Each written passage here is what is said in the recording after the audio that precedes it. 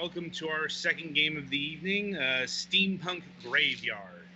Um, Do let's you see. want a game where you shoot robot zombies? This sure is a game where you shoot robot zombies. Yes, Steampunk Graveyard is a 2D action platform adventure where the nefarious Richter von Sprocket has turned the dead into piston-powered zombie automatons. It's up to his former protege, Professor Celine Gasket, to put a stop to the menace and save the terrified villagers. And that sentence was a lot more interesting than the actual game. Yeah, Indeed. it's like so. This particular product isn't necessarily bad.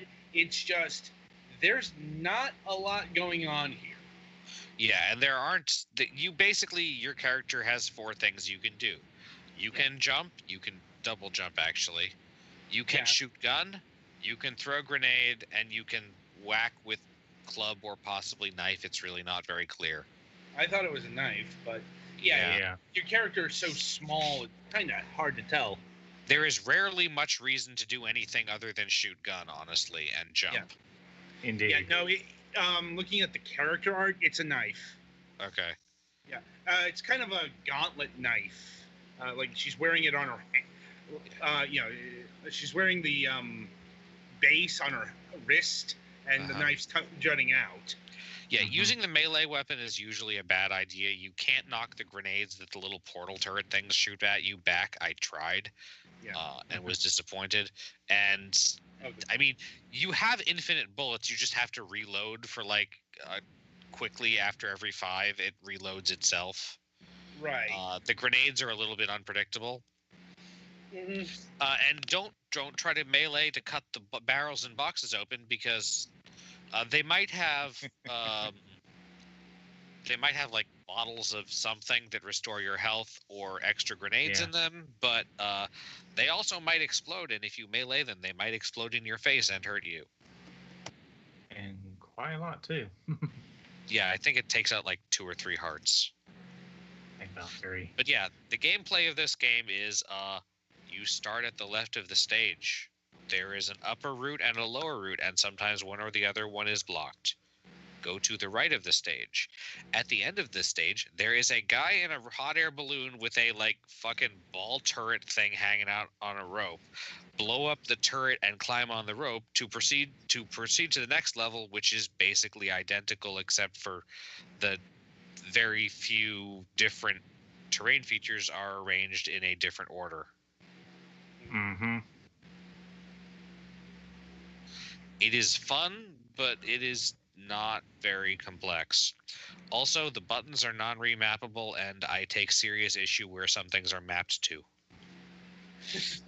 Jump is mapped to what should be the shoot button. Shoot is mapped to what should be the jump button, and then melee is top, and grenade is right face button. Yeah. Shoot is left face button. Shoot is bottom face button.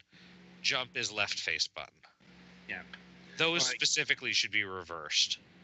So, it should be noted that this game touts an endless variety because it's procedurally generated. How do I put this? It's one of those procedurally generated games where, everything is technically different, but everything, every graveyard looks roughly the same to the last one. Yeah, there's an infinite number of slightly different arrangements of regular zombies, beefy zombies, little portal turret zombies that shoot grenades, ladders, patches of thorn vines, houses that you can jump over, churches that you cannot jump over, or tall houses. It's a little unclear. And that's pretty much it. Yeah, and the ending battle with the Baron. Right. I'm not sure why you fly away on his balloon, though.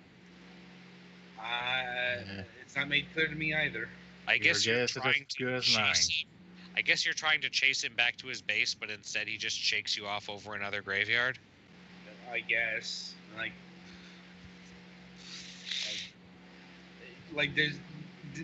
There's the threadbarest of story elements here. You know, Yeah, it seems like there's an interesting like idea for a setting, but they're really not doing much with it. no. Like robot zombies could be interesting. Yeah, it's like this game Mhm. should have been more interesting than it actually is. Yeah. Also, every enemy. Yeah. Also, you can blow up power-ups if you shoot them. Yeah. And every enemy, aside from the really beefy robot zombies, dies in one hit. I mean, ultimately, it wasn't even much of a challenge to get all of the achievements. Like, I think the hardest achievement was to get like 12 complete 12 graveyards and/or kill 500 zombies. Yeah, those are things you will accomplish within 2 hours, Yep. if that.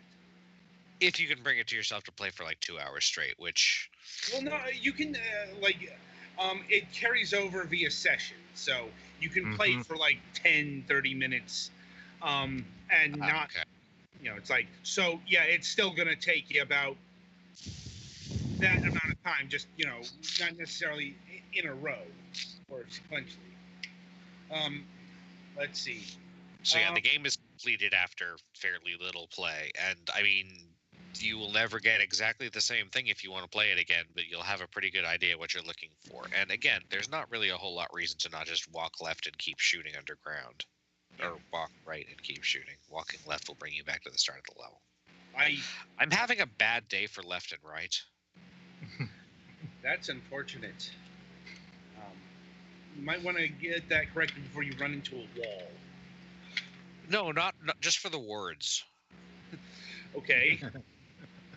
Anyway, I think there was music here. It was. It's the same Yeah, I thing. had it down pretty low. I'm like, it's just much like most of this game, it was completely unremarkable and unmemorable. Like, I just remember let's something here during Halloween, basically. yeah. So, and here comes to one of the most important factors in consideration with this game, the price. So, initially the game was clocked in about $2.39, something like that. It's currently now $3. I'm like, that's about the max I would go for this, and even then, I have a hard time recommending it. Mm-hmm. It's I like, mean, yeah, it's not bad, but it's very, very. It's not good for much more than like killing a little bit of time. Mm-hmm. On the other hand, $3 isn't a lot of money, no matter how you slice it. So even if you're disappointed with the game, you're not really out a whole lot of dollars. Mm-hmm. That being said, no matter what the price, ultimately, I really couldn't recommend this game. It's really just one stage, repeated ad nauseum, no matter Yes, what. slightly remixed, but Yeah. not in any significant way. All of the enemies are the same. All of the obstacles are the same. All the power-ups are the same. Everything is the same, level to level to level. There's not even like, you play through 4 of these kind of levels and then it changes. It's like not even the aesthetics change. It's all the same dark brown graveyard area. Yep. It's like, so Yeah, it's I was like, kind of hoping that there would at least be like slightly different aesthetics, but there not really isn't. No. there's a place for simple and limited games and all that stuff, but this is too limited for its own good. Like, thumbs down, give it a pass. It's unfortunate because mechanically it's not a bad game. It's just it's whisper thin on content, and it's trying to get away with much more than it can chew off because of procedural generation. It does not use that effectively. It's unfortunate, but we got to call a subpar game no matter what the price. Yeah. Unfortunate, but such is our verdict rendered. All right, so that'll do it for this game.